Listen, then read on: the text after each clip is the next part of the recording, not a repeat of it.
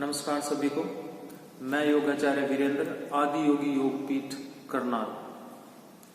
आज हम बातचीत करेंगे बैक पेन के बारे में कि योग के द्वारा बैक पेन को ठीक किया भी जा सकता है या नहीं किया जा सकता। तो आज हम बात करेंगे बैक पेन के बारे में। तो बैक पेन को जानने के लिए सबसे पहले हमें रीढ़ की हड्डी की बनावट को पूरी तरह से जानना अति आवश्यक होता है, क्योंकि जब तक हम रीढ़ की हड्डी को नहीं जानेंगे तो एक्सरसाइज के द्वारा, किसी भी योगिक एक्सरसाइज के द्वारा या मेडिकल एक्सरसाइज के द्वारा या फिर स्ट्रेचिंग के द्वारा हम अपनी पीठ के दर्द को ठीक नहीं कर सकते। तो सबसे पहले हम बात करेंगे हमारी रीढ़ की हड्डी की बनावट की। हमारी रीढ़ की हड्डी 33 मनकों से मिलकर बनी हुई होती है, जिसे हम अंग्रेजी में वर्टिब्रा बोलते हैं। तो 33 मनकों में से जो पहले ऊपर के जो 7 मनके होते हैं उसको सर्वाइकल रीजन बोलते हैं, C1 से लेके C7 तक। उसके बाद का जो एरिया होता है, जो हमारी बैक होती है, अपर बैक जिसको हम बोल सकते हैं, वह होती है थोरैसिक। थोरैसिक्स में 12 मनके होते हैं। उसके नीचे फिर जहां से कमर थोड़ी मुड़ना शुरू हो जाती है, नीचे की ओर शेप में आना शुरू हो जाती है, वहां पर लंबर स्टार्ट हो जाता है। और जब दोबारा से कमर एस शेप में आने लगती है तो वह हमारा सैक्रल होता है। तो लंबर में 5 मनके होते हैं, यानी 5 वर्टिब्रास होते हैं। और उससे आगे सैक्रल जो हमारी पोर्शन है, सैक्रल रीजन है, उसमें भी 5 मनके होते हैं और वो डिफ्यूज होते हैं, यानी उनमें कोई भी लचक नहीं होती। इसके अलावा जो हमारे मनके होते हैं कमर के, सबके बीच में एक गैप होता है और गैप के बीच में एक डिस्क होती है, जिसको हम अक्सर बोलते हैं स्लीप डिस्क हो गया है। कई बार हमें पता चलता है कि स्लीप डिस्क होने की वजह से भी हमारी कमर में दर्द होता है। तो वह स्लीप डिस्क क्या होती है और मनके क्या होते हैं, इस बारे में हम बातचीत करेंगे। तो ये जो कुदरत ने मनके दिए हुए हैं, रीढ़ की हड्डी को एक बोन में नहीं दिया हुआ है, 33 अलग अलग बोन में दिया हुआ है, ताकि हम अपने दिन की सारे कार्य पूरा कर सके, हम मुड़ सके, आगे मुड़ सके और पीछे मुड़ सके। यानी हमारी बॉडी को ज्यादा से ज्यादा मोबिलाइज करने के लिए कुदरत ने हमारी रीढ़ की हड्डी को ऐसा बनाया है।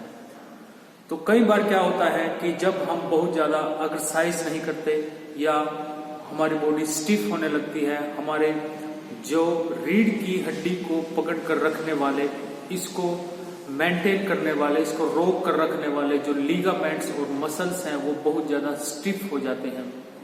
कई बार वह कमजोर भी हो जाते हैं, जिसकी वजह से जब भी हमारी कमर में थोड़ा सा भी झटका लगता है तो हमारी जो डिस्क है उसको नुकसान हो जाता है। कई बार वह हेनेटेड हो जाती है और कई बार वह स्लिप हो जाती है।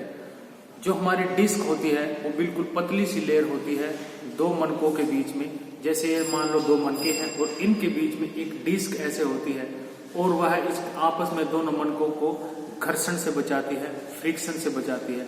जब वह बाहर निकल जाती है, दोनों मनके आपस में मिल जाते हैं और इनमें फ्रिक्शन होने लगती है। जब हम चलते हैं, फिरते हैं, तो जो भी हम कार्य करते हैं, अक्सर हम जब आगे की ओर मुड़ते हैं, अपनी बॉडी को हम आगे की ओर बेंड करते हैं, तो हमारी पीठ में बहुत ज्यादा दर्द होता है, क्योंकि रीढ़ की हमारे ब्रेन से और हमारी रीढ़ की हड्डी से होता हुआ स्पाइनल कोड आता है, जो स्पाइनल कैनल के थ्रू होता है। हमारे मनकों के बीच में छोटी सी इतनी जगह निकलती है, जिसके बीच में से एक स्पाइनल कोड निकलता है, जिसमें बहुत सारे नर्व्स होते हैं और वो नर्व्स पूरी बॉडी में फैल जाते हैं। जब हमारा स्लीप डिस्क हो जाता है या फिर मसल्स, हमारा जो स्पाइन का मसल है वो बहुत ज्यादा टाइट हो जाता है, तो सिग्नलिंग जो ब्रेन से नर्व के थ्रू सिग्नलिंग बॉडी को जाती है, उसमें रुकावट होने लगती है, या फिर वह कई बार दोनों मनकों के बीच में कॉम्प्रेस होने लगता है, जिससे बहुत ज्यादा दर्द होने लगता है। यह दर्द कई बार हमारे हिप और बैक साइड से टांगों में भी चला जाता है, जिसे हम कहते हैं साइटिका का पेन। तो यह हमारी एक सिंपल सी रीढ़ की हड्डी की बनावट मैंने बताई है, और मनकों के बारे में मैंने बताया है, स्लिप डिस्क के मैंने बताया है, और नर्व रूट के बारे में मैंने बताया है। और नर्व रूट कॉम्प्रेशन क्या होता है, यानी 2 मनकों के बीच में हमारे नर्व का दब जाना, और दब जाने से जो सिग्नलिंग होती है, यानी जो नर्व का पूरा काम होता है, वह उस काम को नहीं कर पाती और हमारे कमर में उसकी रुकावट की वजह से बहुत ज्यादा दर्द रहने लग जाता है। तो योग के द्वारा हम कैसे इस दर्द से छुटकारा पा सकते हैं या फिर इसको हम कैसे प्रिवेंट कर सकते हैं, हम इस बारे में बातचीत करेंगे। तो सबसे पहले तो बहुत सारे ऐसे आसन होते हैं जो स्पेशली रीढ़ की हड्डी को मजबूत करने के लिए किए जाते हैं। रीढ़ की हड्डी को मजबूत करने का मतलब ये है कि रीढ़ की हड्डी को पकड़कर रखने वाले, उसको सपोर्ट करने वाले जो भी मसल्स और लीगामेंट्स हैं वो फ्लेक्सिबल होने चाहिए और सॉफ्ट होने चाहिए। वो जितने ज्यादा फ्लेक्सिबल होंगे और जितने ज्यादा सॉफ्ट होंगे तो इसका मतलब ये हुआ कि वो इतने ज्यादा मजबूत भी होंगे। और जब हमारे रीढ़ की हड्डी को सपोर्ट करने वाले मसल्स मजबूत होंगे तो हमारे जो डिस्क है उनकी सेफ्टी भी बहुत अच्छी बनी रहेगी। यानी कोई भी झटका आने के बाद, कोई भी इंजरी के आने के बाद, कोई स्पोर्ट्स इंजरी हो या फिर जिम में कोई इंजरी आ जाए तो इस टाइप की इंजरी से हम अपने आप को प्रिवेंट कर सकते हैं। ये तो हो गया प्रिवेंशन। लेकिन अगर हमें वाकई में रीढ़ की हड्डी में या हमारी पीठ में किसी भी प्रकार का पेन आ गया है तो उसको कैसे ठीक किया जाए। तो योग आसन करने से क्या होता है, रीढ़ की हड्डी के मसल मजबूत भी होते हैं, साथ के साथ वो फ्लेक्सिबल भी होते हैं और सॉफ्ट भी होते हैं। तो जितना ज्यादा रीढ़ की हड्डी को पकड़ने वाले जो मसल्स हैं सॉफ्ट होंगे तो इतना ही हमारा कम पेन होगा। और जो नर्व रूट कंप्रेशन के एरिया में जो स्पाजम बन गया है, जो स्वेलिंग आ गई है, वह कम होने लग जाती है। और कई बार तो बहुत अच्छी एक्सरसाइज करने से हम पेन फ्री लाइफ भी जी सकते हैं कॉन्टिन्यूसली योगा करके। यानी हम लगातार यदि योगा करते रहे, हमारा डिस्क भी अगर स्लिप हो गया है तो फिर भी हम पेन फ्री लाइफ जी सकते हैं।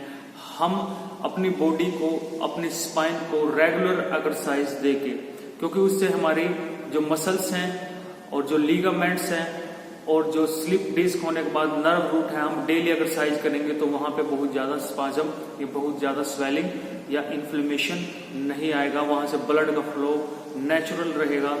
और कई बार क्या होता है, नर्व रूट कंप्रेशन में भी काफी अच्छा इंप्रूवमेंट आ जाता है लगातार योग के करने से।